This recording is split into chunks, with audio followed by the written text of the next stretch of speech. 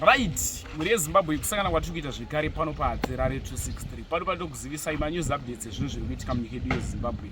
Kana uchiri munyowani pa this YouTube channel yokusubscribe mahara, wetena on that notification bell kuti pese pandinoramba ndichidzoka neamwe manews updates uchange uri munhu wekutanga kunge uchimaona.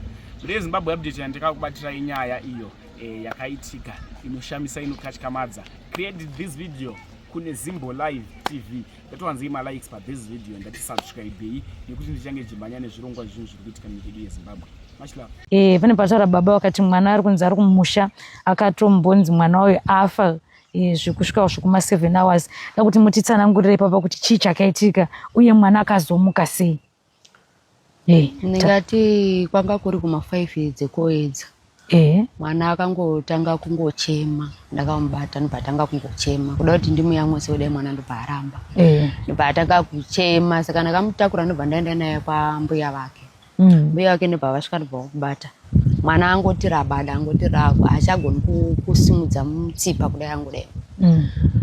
Ndobva vati andei naye kumubatsiri.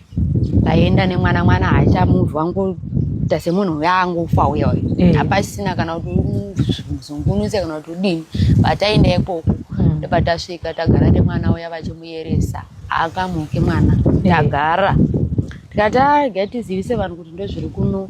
Mwana ashaika kuno. Batsiri bataiwa chimbomirai. Vamuyeresa. Svinira malemon mumaziso, mumhino. Anobva amboshanda naye iri ukoko. Kuzoti kuma 12 ndobva tachigadzira portage mwana anenge dziya mwiri wake. Pane zviri kuitika zvekuti vanhu vanga vatoripo vese makatobvumirana kuti mwana uyu atoshaika. Tanana mbuyaka takati atoti hapasisina mwana. Baba wacho totovaudza kuti mwana kunoka kusina. Ndobva tabika portage riya. Batsiri ndobva atora mwana uya ndobva azama kumupa portage riya. Ndobva akazotanga kumuvha mwana, kumuvha kuda kusunura but kuyamwa anga singayamwa. Ndobva tasakaswera tiri ukoko zuva rese svika mwana azoita zviri nani akuyamwa. Tadzoka akati kana makudzoka musatanga masvika pamba penyu, tanga matoitirwa munamato. Akatoti pa vanhu vekuti endai navo anoita munamato, imimi muri kure musati matsika pamba. Pambatsira anoitawo seizvozvo. Ndobva tazosvika pamba patatanga mbuya vakatotama kumba kwavo ndobva vauya kuzogara neni ipapo. Ndikange ndina mbuya pamba hazvinyanyi kuitika zvinezvi. Asi vakabva vakaenda kumba kwavo zvinozara zviitika nekuti vanhu vacho vanototaura kana baba vacho vakauya kumusha uko vakadzokera kuHarare vanototaura, vanotoya makuseni vototi baba vakadzokera akati atizvizva kuti vakadzokera. Handizozivi kuti vanoziva nei, havavaoneki. Asi vanototaura kuti vakadzokera. Musi wavanongodzokera hatirare pamba ipapo. Hatirare, vana vese vanenge vachichema, iye mucheche anenge achingochema. Saka tagara kudaro mwana akazobatwa pa 6 months. Ndopa akatanga kungoitawo zvisingazwisiki, kakupera muviri. Anga asingagari 6 months idzodzo, 7, 8, 9 ndopa akazogara. Asi kukambaira 10, 11 wakazokambira negore 5. Tatoita zvekufamba kumubatsiri, ndanda kunokuHarare.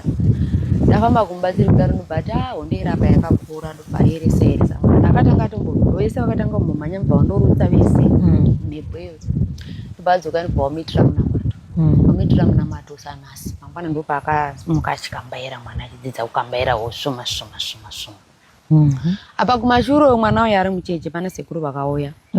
Ndobva vati ndaya kuzopa mwana zita. Baba vakataura ipapo. Ndikati mwana uyo atova nezita kudhara zvikanzaiwa ndokupai njero mombe. Chiro chemunoda. Munongotaura chemunoda ini ndiisa zita rangu ipapo. Ndikati vaida zita ravo rekuberekwa ravo iyo pamwana wenyu. Apa havasiwo vatezvara vangu. Ndobva ndati mwana akana watova nezita, saka vakatoridza tsamba ndobva vangofuratira ndobva vadzokera kumba kwavo. Saka taakunowo kumanje agadzirwa akukambaira. Puchifamba manje hachafambi. Paari kukambaira kudaro anga akagara apa, akangobva pastep achiuya pamakumbo pangu chimupa chikafu. Mwana ndobva aedza mhere, mwana ari kuchemera. Mangwana gumbo rarimuka rati 2 panapa neapapo. Atokuwara rimwe pisi apa. Mwana acho pari chirudzii mwana kudai. Taenda naye kuchipatara andoonekwa paX-ray akakuwara 2 pamapisi. arapwa aiswa patraction tadzoka kumba. Tadzoka kudaro tagara futi tinongozama kubatsirwa. Ukambobatsirwa zvimwe zvipamwe zvinombotorawo kana zvinombodhodza mwedzi 2 kana 3 zvotanga futi mwana akuvara. Ranga ra 2023 iyoyo akuvara futi tadzokera muchipatara. 2023 akakuvara ka2 tichingodero tichienda muchipatara ndo paakazotanga zvokuvhumuka usiku izvi akutaura anga ati kurei akutaurawo kuti ndinorota zvimuganana zvichiuya, ndinoona zvikiti, ndiri kuona nyoka, pane mudhara wendiri kuona, pane munhu asina mufesi anotaura zvakawanda. Mwana anotaura zvakawanda. Ini kuhope ndakatombomuswa naye ndakavata achigwina makumbo achidai akasimudza makumbo achiita ekugwina but yanga akarara achigwina. Iwe uri kugwina makumbo sei? Ana akandipindura ndo paakamuka mumwe musati okuvara futi kugwina makumbo emu. Ataenda kuchipatara. Saka upenyu hwedu hwangu hwakungogara tiri muchipatara. Alright. Tiri muchipatara zvinenge zvino zvavawese pakuti makumbo aya achibhenda tabanga panapa. Uku kwakutetete kwesoko. Unongoti zvinhu zvacho zvinomufamba muno makumbo zvinofambira umo. Saka izvo zvaanenge achitaura zvinhu zvacho hatizviboni. Unongoti zvinofamba.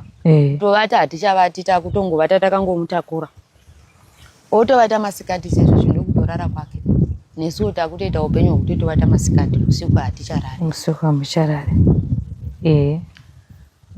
Pando manora zvakaita tokumbirawo rubatsiro hatina rugare mwana. Zvino vamwe saizi yake vakaenda kuchikoro. Asi ukwanisa kuenda kuchikoro. Kutoenda naye kuteleti ndotoita kutakura. Enda naye kuteleti. Ndodzosa ndotsveta.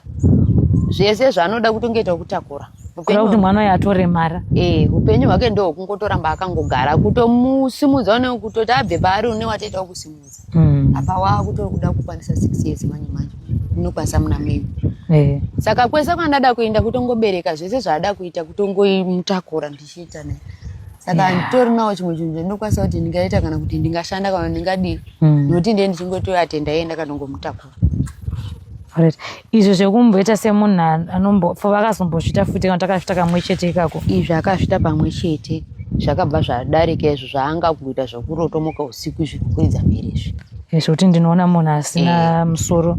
Ndo zvanenge achitaura izvozvo. Ende akatotanga kudaro hachatorari kusvika.